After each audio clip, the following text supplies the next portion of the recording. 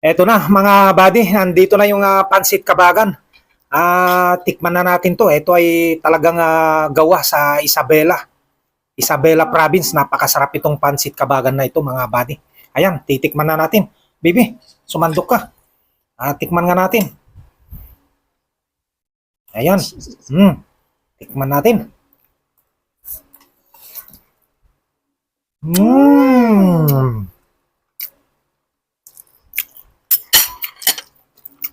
Talagang perfect mga buddy. Ang sarap-sarap. Ito ang kakaibang pansit din to mga buddy. Kasi yung pansit ba to, iba rin ang lasa nun. Itong pansit kabagan, iba rin.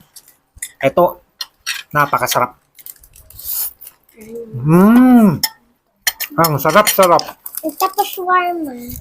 Wow, may shawarma pa. Tingnan nyo mga buddy. May regalo si baby buddy sa akin na shawarma. Thank you buddy ha. Galing-galing ha. Talagang bumili ng regalo pa pala para sa akin. Ayan. Kain na, kain na.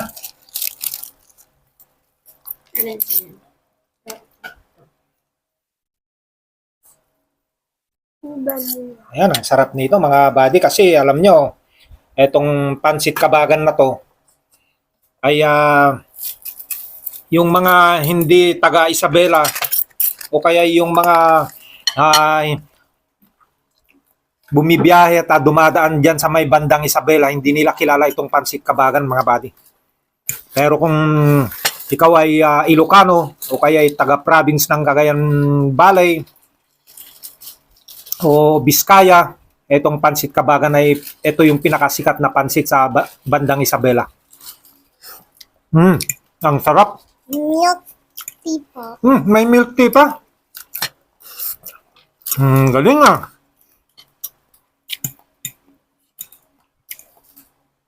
Yan, ang sarap. Kain na, baby buddy.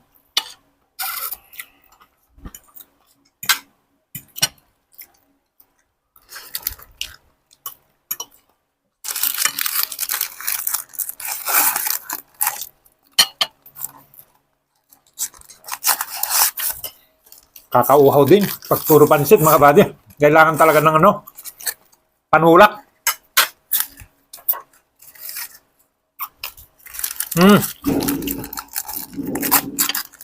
Kailangan panulak.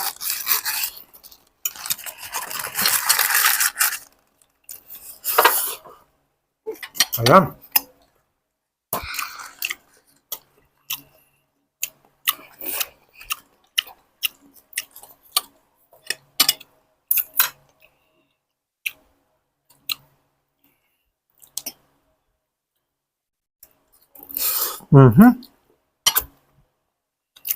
Ang dami nito.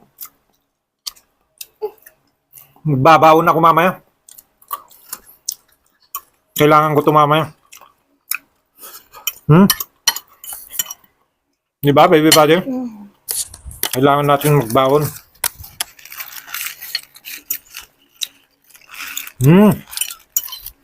Parang Pag hindi pa po ito ubos, kakainin ko po ito pag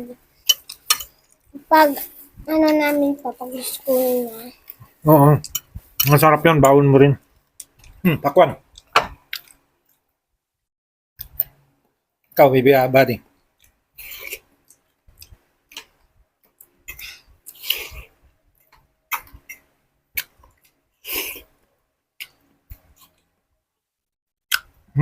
Busog na ako.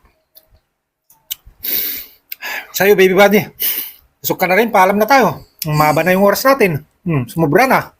Bye-bye! Salamat po sa panonood sa aming video.